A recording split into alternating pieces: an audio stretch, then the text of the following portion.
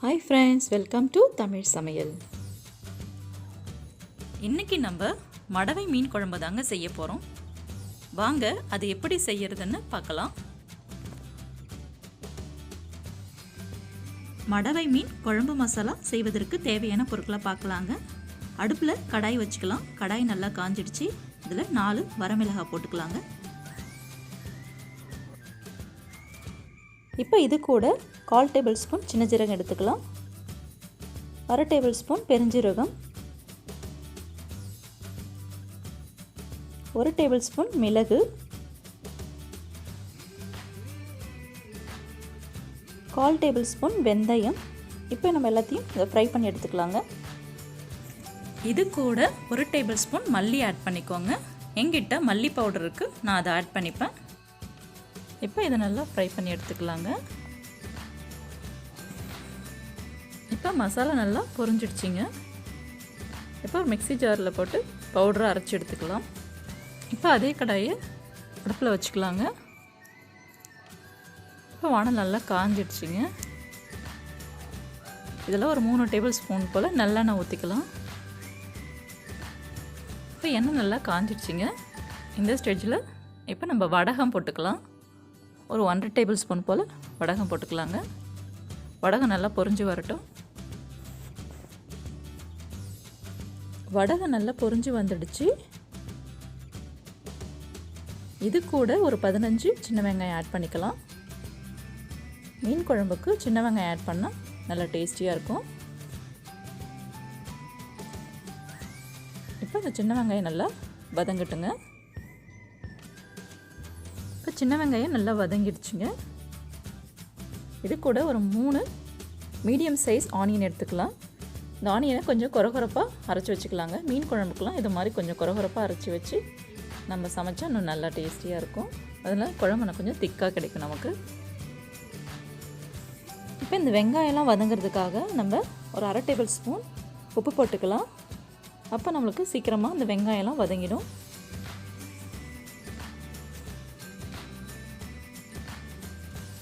இப்போ வெங்காயம் நல்லா வதங்கிடுச்சுங்க.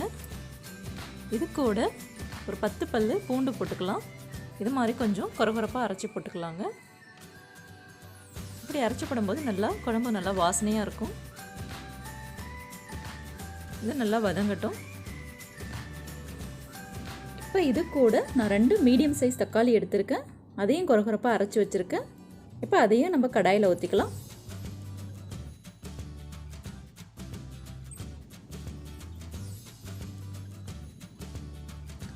இப்போ வெங்காயம், தக்காளி, பூண்டு எல்லாமே நல்லா வதங்கிடுச்சிங்க.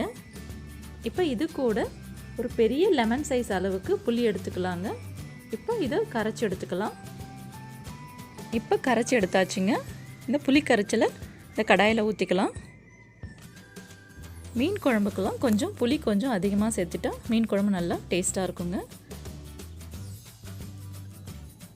இப்போ இது கூட 1 டேபிள் ஸ்பூன் சிவப்பு மிளகாய் தூள், இப்போ இது கூட 4 டேபிள் ஸ்பூன் குழம்பு மிளகாய் தூள் ஆட் பண்ணிக்கலாங்க. 1 table spoon, 2 table spoon, 3 table spoon, 4 table spoon. இப்போ இது கூட 1/4 டேபிள் ஸ்பூன் மஞ்சள்தூள் ஆட் பண்ணிக்கலாம். இப்போ இது எல்லாத்தையும் நல்லா மிக்ஸ் பண்ணிக்கலாம்.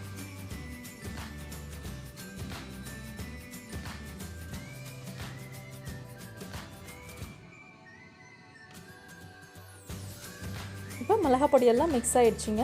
இப்போ நமக்கு குழம்பு கொஞ்சம் திக்காக இருக்குது. அதுக்காக நம்ம தேவையான தண்ணியை நம்ம ஆட் பண்ணிக்கலாம். அப்போ நம்மளுக்கு குழம்பு கொதித்து வரும்போது நம்மளுக்கு கரெக்டாக இருக்கும். இது கூட 1 டேபிள் ஸ்பூன் மல்லி பவுடர் ஆட் பண்ணியிருக்கேங்க. இதையும் நல்லா மிக்ஸ் பண்ணிக்கலாம். இப்போ நம்ம அரைச்சி வச்ச மசாலாவையும் ஆட் பண்ணிக்கலாங்க. இந்த மசாலாவிலேருந்து 1 டேபிள் ஸ்பூன் ஆட் பண்ணிக்க போகிறேங்க.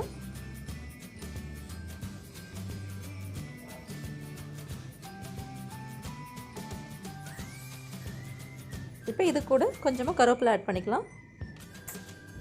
இப்போ இதை மூடிட்டு ஒரு 15 நிமிஷம் போல் இதை கொதிக்க விடலாங்க மீடியம் ஃப்ளேமில்.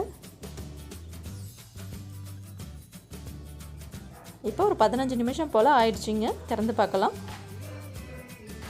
இப்போ நல்லா குழம்பு நல்லா கொதிச்சிடுச்சு.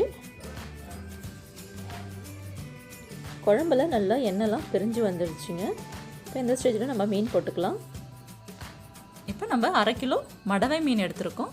இதில் உப்பு மஞ்சள்லாம் போட்டு நல்லா வாஷ் பண்ணி வச்சுருக்கோம். இப்போ இந்த தண்ணியை ஃபில்டர் பண்ணிவிட்டு ஒரு மீனை கடாயில் போட்டுக்கலாம்.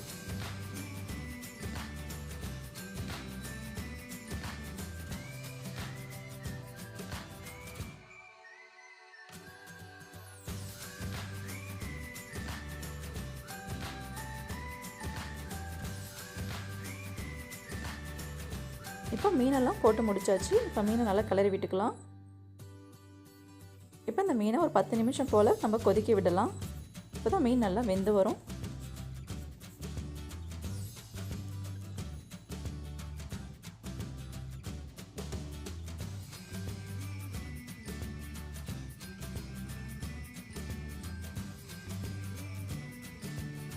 பத்து நிமிஷம் போல் ஆயிடுச்சுங்க. மீன் நல்லா வெந்து வந்துடுச்சு. இதுக்கு மேலே கொஞ்சமாக கொத்தமல்லி தழை தூவிக்கலாம். மடவை மீன் குழம்பு ரெடி ஆயிடுச்சுங்க.